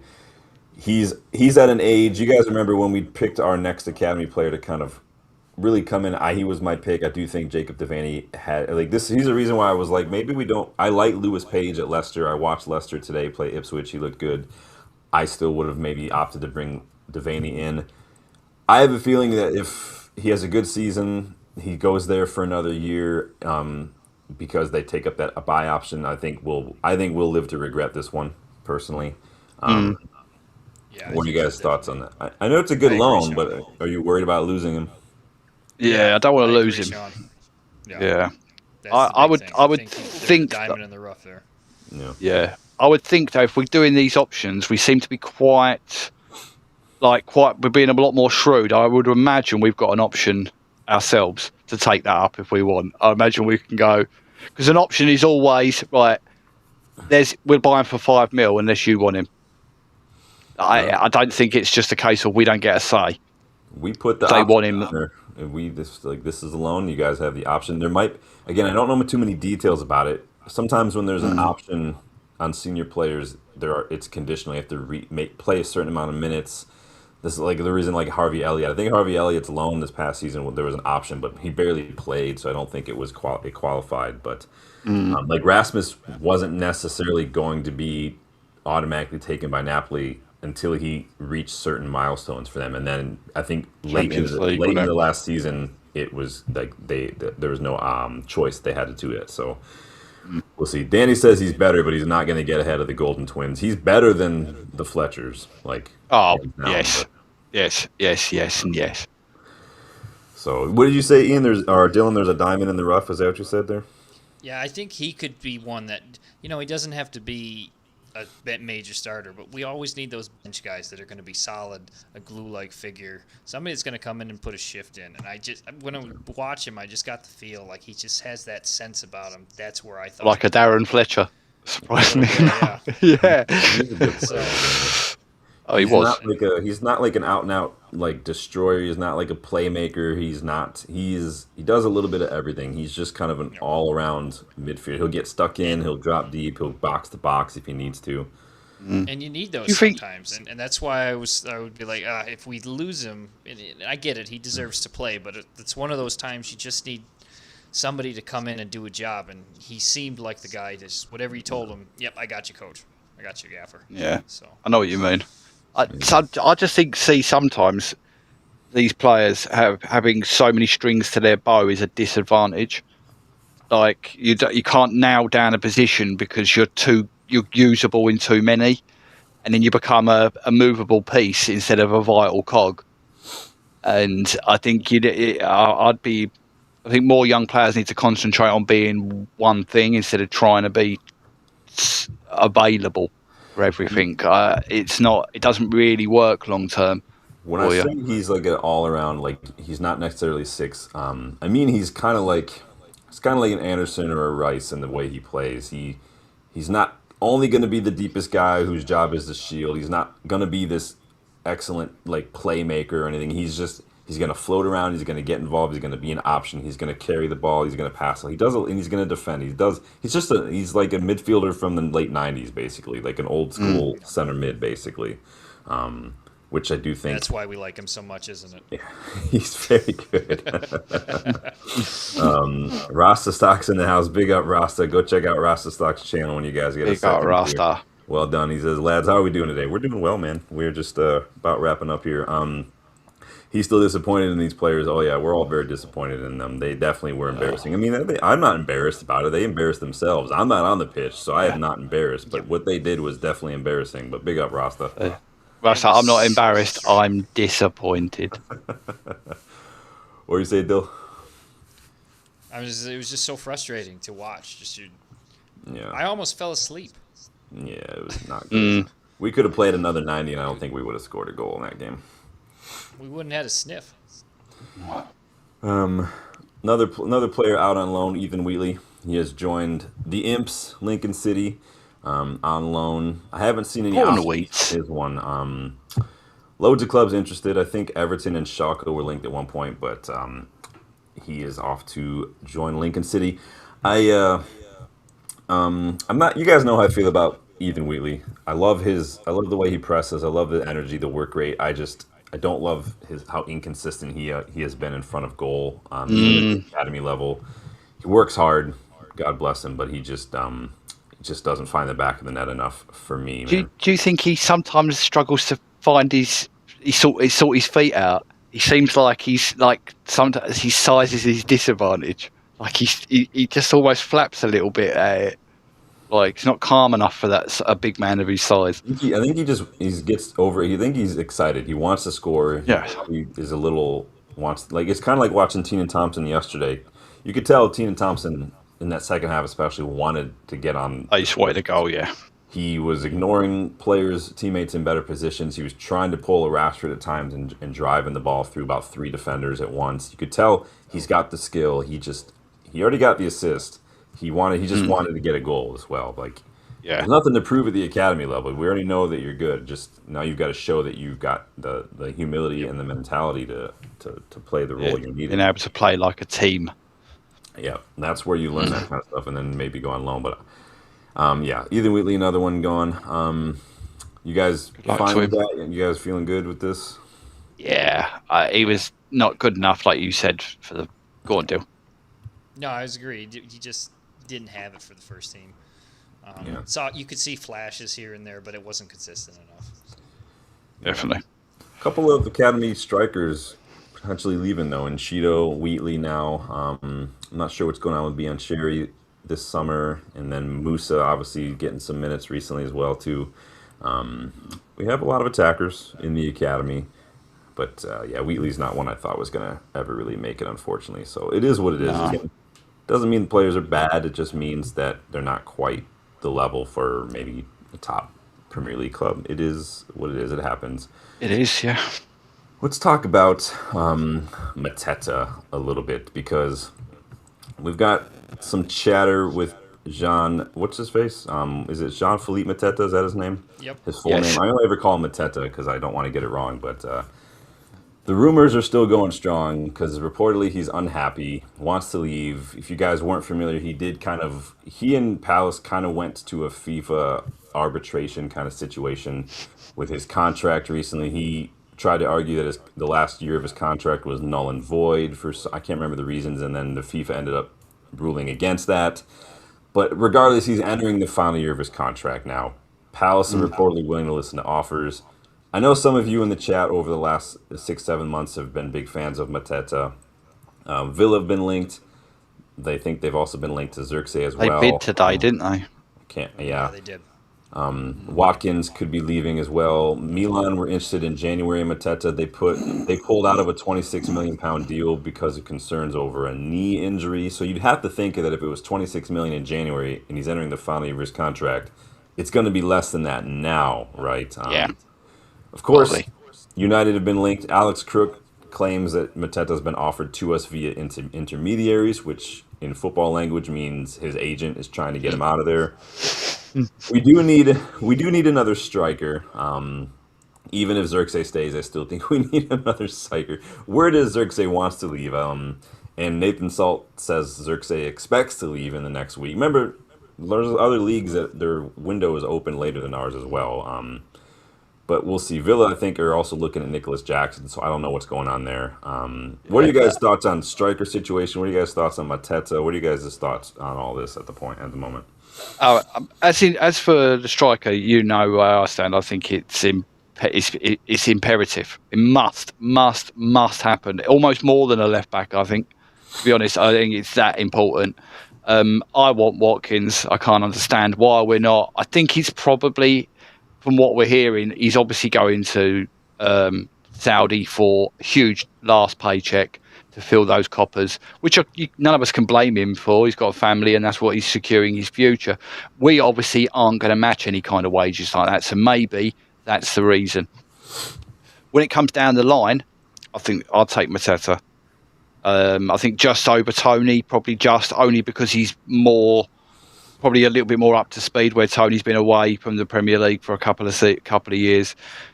I think he's just a perfect another option for us. It's cheap, it's Premier League. I can't see why we wouldn't do it. We have to do something about it. And at least I think with Mateta, he will come in because although we don't have great depth in our team, Sesko's got no competition. And most other Premier League clubs have at least got someone. Their top clubs have got someone breathing down the striker's neck. But when it comes to the pricing, like today, Liam Delap has gone to Nottingham Forest for £45 million. So he's gone for £15 million more than a flop he was a year ago. Yeah, that's How? I mean, Chelsea, Tottenham and City need to be looked into even more this year because they are cheating on a level that no one can explain. How they're getting that price for him and we can't get £20 million for Rashford or Zirkzee makes me feel sick. It's a Don't joke. get me started on the Savinho to Spurs price because that is literally it's everyone cheating. holding middle fingers up to the FA. Like they just they don't care. We're hearing today as well that these City charges could be put back another 5 years now. So I reckon this is Not City. even shocked at that. City, no, nor am I. City, Chelsea, and the likes of Tottenham are now going middle fingers to the Premier League because you can't stop us basically because we're too important and we've got too much money. So screw you. We're going to do what we want, and they're going to just money wash the life out of it. They don't care, and that's what they're doing. Yeah, if he can go for 45 million, they want 65 to 70 for Nicholas Jackson. Don't be surprised if they get it. Yeah, that's embarrassing though. That's absolute joke. Dylan, what are your thoughts on Mateta, Dylan? What are your thoughts on our striker situation? We definitely need another striker, and based off the Hull City performance, we need somebody that is going to. I mean, we were throwing up crosses when Chesko wasn't there, so apparently we just want want a target man that's not on the pitch instead of working it through the lines. But I would take Mateta if we get to the end of the window and we're desperate. I don't want to overpay for him. You guys are both getting to that point now where you're like anybody, just getting anybody now. Yep. Almost. So, but I don't really want him because the injury history concerns me. I think, as was said in the chat, Tresolde is a better option to get, or somebody else that we could provide some competition. But if worse comes to worse and we're looking at last day and we're just going to throw a bit in there, don't overpay for him. Throw out 10 to 15 million because he's in the last year of his contract. We're not going to overpay for that. He doesn't want to stay, so he's actively trying to leave. So it's not like Palace have a whole lot of leverage here. They'll lose him for free in a year. Yeah. Does anybody know what Villa are supposed to have bid? I didn't see what they had bid. I'd heard that it was late. It was rejected. Yeah, it was rejected. That's what I heard. We want to see what that is. You keep going, Dylan. I'm going to look it up while you're talking, bud. Oh, just so it's one of those things. I think there's a good player there. I think that he could be very useful to another team, but I get the feeling that if we sign him, that he's going to get hurt immediately, and it's really not going to help our situations. And then it'll kind of be like some of the other signings we've had. It'll be somebody that we'll sign. They'll get hurt. Then they'll come in. They won't really be up to snuff. Then they won't really help the team. So it's one of those things. I do think he's a good player, but he's playing at Palace. It's not one of those major clubs that has traditionally been very, very good. Palace has had a lot of issues over the last year. Just think about everything we walked through last year. Would he bring some of that instability into the locker room? I don't know. Just because that's something he's used to. I again would rather get somebody that is a little bit younger, could provide a different look. Shesko's our target man. Maybe get somebody just slightly shorter, but maybe a little bit quicker than Shesko. Provide a little like that. Some place to have somebody play through the lines against Hull. Maybe that changes. Then Shesko comes in after they're changed, and now we got the target man in there, or vice versa. Whatever you want to do. So just different options. I'd like to have options. Yeah, it's got to be options. Yeah, I've said that too. We've got the target man in Shesko. I like someone maybe who can do a little bit of let's keep the ball at their feet. Maybe we'll see. Yeah. So reportedly, Villa's rejected bid was about £25 million. I'm seeing reports that Palace are open to selling, but they want 40 million for him. Nah. That's realistic, personally. If we're going to bid 40, a year to go? Less than it. Yeah, exactly. Or Watkins ain't costing 40, is he? So let's just do that. Come on, please. No, I'll be really angry. I want a striker, but not 40 million for someone with a year left on his contract. I mean, I don't know how long I'm saying that. I don't know how long Watkins has got left on his contract, and I would pay it. But that Watkins and him are very different. Watkins is Premier League proven at A grade. Mateta's got it, but like Dylan said, there are ins and outs, there are issues. Will he, won't he? Can he step up? We've got about a 50% hit rate for players from Palace. They either do well or they do shite. Yeah, there's not going to be any player that ticks every single box. Unfortunately, I think that if we are going to get somebody this late in the window, it's probably going to... I mean, we've still got left back reportedly we're looking at that a lot of outlets say we will be getting, so we'll see what happens there. There's not much time left, but Mateta would definitely not be my first. If we're going for a Palace attacker, and we need goals, just go get Sarr and throw the money at Ismaila Sarr. Personally, let them let him go. Rashford go live in London. Let's take Ismaila Sarr. Let's just do that.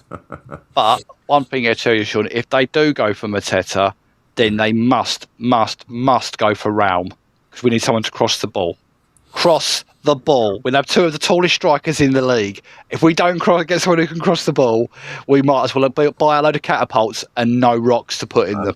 Honestly, we need to get Raum and just do like we did with Van Persie, where Fergie said, just pass to Van Persie. We need to just be just let Raum put crosses in the box. That's all you need to do. If you see David out on the wing free, play it and just everybody pile the area. Yeah. Charge. You're going to have Harry coming in with late runs there just to try to get his head on. He's just driving it through midfield, running down the wing. If you're Sesko, you're on Carrick's door going, "Oi, sign him. Are we signing him? Is he here yet? Is he here yet? Harry, we'll tear you apart." Don't go to Carrick's office. Go to the head guy. Go to Vivell and Wilcox. Are we going to sign somebody? Probably not allowed up there. Yeah. Probably not allowed up to the 5th floor. Who cares? What is it? Yeah, exactly. Oh. So, I don't know what the striker situation. Obviously, a lot of us want a left back, a lot of us want a striker, a lot of us want center back. It's impossible to do it all in one window. We knew that going in. We needed to prioritize. The midfield was the priority this window. We brought in 3 midfielders. We still have Kavi as well. And I think that we've got some players rolling around. They'll treat Mount as a utility midfielder when he's fit. You guys know that. And then Ugarte, when he gets fit, he'll be here. We'll have to use him probably at some point. I don't like it, but this is just the situation that we find ourselves in. We're very light at left back.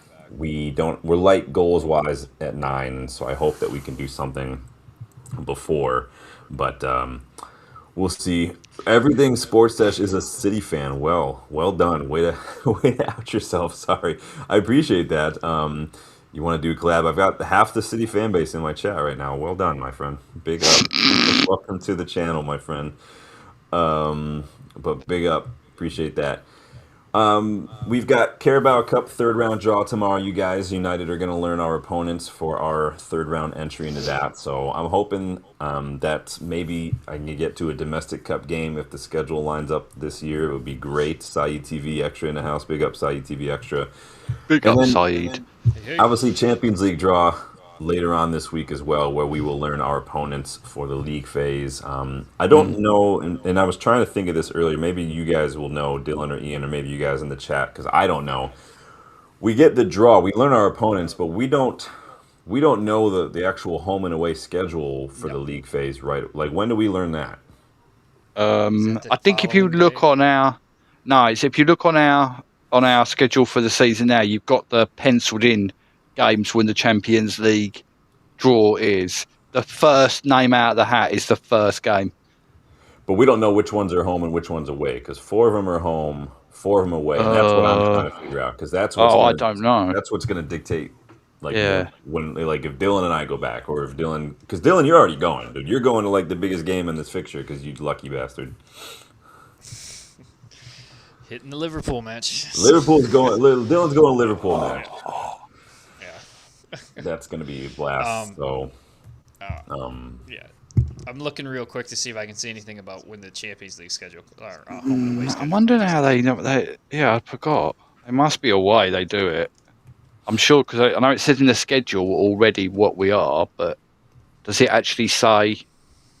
So we know when the actual each round matches are going to take place. I just don't know which ones are going to be at Old Trafford and which ones are going to be away. And we won't know that until the draw. But I'm asking, will we know that Thursday when the draw happens, or will we have to wait? I imagine we'll know straight away, because the TV companies want everyone to know what games are on. Very close.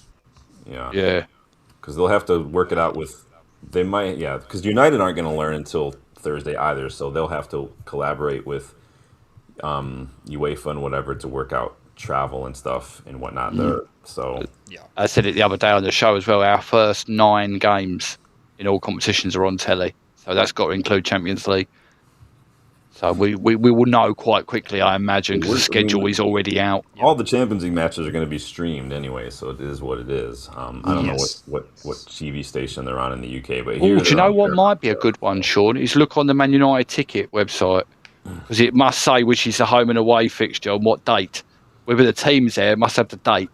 They might not have the tickets up yet because it's not out there yet. So let me see. Maybe.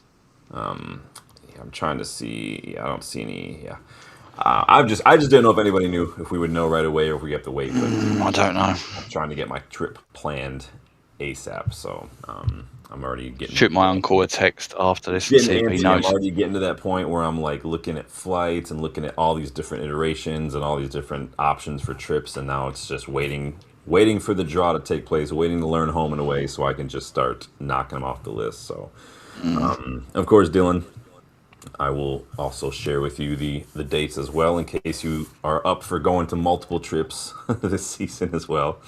But that's about gonna wrap it up for us, guys. I hope you guys have hit that like button and subscribed if you haven't yet. Where's this poll up, you guys? Make sure you vote in the poll. So far, 24 votes, 58% would take Vieira over Prime Gerrard. I'm gonna go ahead and close it there. Thank you guys for getting involved. Make sure you guys check those memberships. It's the best way to get involved, including the Would You Rathers, the scouting reports, the WhatsApp group, and all that as well. Any final thoughts from either of you on anything we discussed there, or anything we didn't get to discuss on the show? We did a good job. We went off on a lot of tangents too, so that's pretty chill. Yeah. It's a pretty laid back show. I don't mind going off on tangents. That's where the good stuff comes out. Like just making fun of Arsenal. In any case, you reckon Declan Rice is driving home listening to the Portuguese Magnifico in his head going, I don't think Declan Rice is driving. I think somebody else had to take the wheel. I think he's crying too hard on his way home. And we know the Arsenal fans, it's going to be like, that's like the best thing about today is just the Arsenal, just salt, the tears, the bitterness, the outrage, the rioting, all of it is amazing. Yes. And I'm here for it. Again, if you can't get petty and tribal with your rivalries, and I don't know if football's for What's wrong with you? Yeah, what is wrong with you if you can't? Being petty in football is half of the battle. It's all the fun, really, if you think about it. But that's gonna wrap it up for us, you guys. Please make sure you like. Please make sure you subscribe, you guys. Make sure you check the link in the video description for all the fun videos, the discount at GoGoalShop. Check the link to the United vs. Everybody online store where you can get cool one-of-a-kind gear that Ian and I are both rocking as well. And you guys, thank you, Ian, thank you, Dylan, for dropping by tonight. Always. I know it's always a big app, but I appreciate everybody getting in. Stephanie's in the house, 21 likes. Big up, you guys. I appreciate Go all on, the Steph. all the love. Madam. Well, yes, we are on the road to 5K. Every little subscriber helps. So big up, you guys. You guys have a good night. Ian, Dylan, have a good night. I appreciate it, you guys. Say goodbye to the lovely legends in the chat for me. Peace. Have a good night, everyone. Later, guys.